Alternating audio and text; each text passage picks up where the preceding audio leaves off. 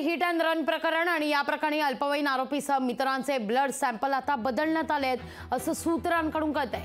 अल्पवयीन आरोपीच्या दोनही मित्रांचे ब्लड सॅम्पल बदलण्यात आलेले आहेत असं सूत्रांकडून कळतंय।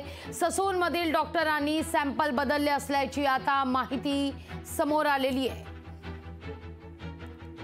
या सगळ्याविषयी अधिक माहिती घेण्याकरता थेट जाऊया आपले प्रतिनिधी अमोल धर्माधिकारी यांच्याकडे। अमोल, आता आणखीन एक नवा खुलासा या सगळ्यातून समोर येतोय।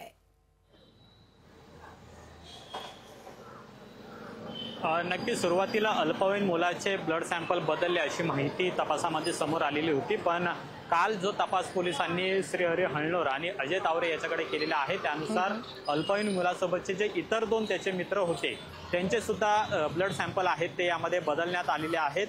पोलिसांना ही माहिती मिळाल्यानंतर आता ज्या 3 जणांचे खरं तर ब्लड सॅम्पल यामध्ये घेण्यात आलेले होते, ज्या व्यक्तींचा या प्रकरणाशी संबंध नाहीये अशा 3 व्यक्तींचे म्हणजे एक महिला आणि 2 वयस्कर व्यक्ती यांचे ब्लड सॅम्पल घेण्यात आलेले होते, त्यांचा शोध आता पोलिसांकडून घेतला जातोय। कारण की या संपूर्ण प्रकरणामध्ये आपण पाहतोय की ससून रुग्णालयातला जो हलगर्जीपणा आहे आणि तावरे आणि हळनोर यांनी जे काही कृत्य केलेलं आहे त्याच्यामुळे या प्रकरणाची गुंतागुंत ही आणखीनच वाढलेली आहे आणि त्यामुळे या 2 जणांना ज्यांचे ब्लड सॅम्पल देण्यात आलेले होते त्यांचा सुद्धा शोध हा पोलिसांकडून घेतला जाईल। पण अतिशय पद्धतशीर प्लॅन करून हा सगळा कट आहे तो आखल्याचा आपल्याला सुरुवातीलाच या डॉक्टर अजय तावरे आणि हळनोर आणि विशाल अग्रवाल यांच्यामधून पाहायला मिळते आणि त्यामुळे यापुढे आणखीन काय काय खुलासे पोलीस तपासामध्ये होतात हे सुद्धा पाहणं महत्त्वाचं असेल। पण अल्पवयीन मुलासोबतच त्याचे जे इतर 2 मित्र ज्यावेळेस अपघात हा झाला त्यावेळेस त्या कारमध्ये उपलब्ध होते त्या 2 जणांचे जे ब्लड सॅम्पल आहेत ते सुद्धा आता बदलल्याची धक्कादायक माहिती आहे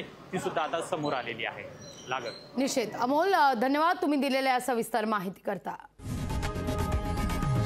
लोकशाही मराठी ऐका, पहा, जागरूक रहा।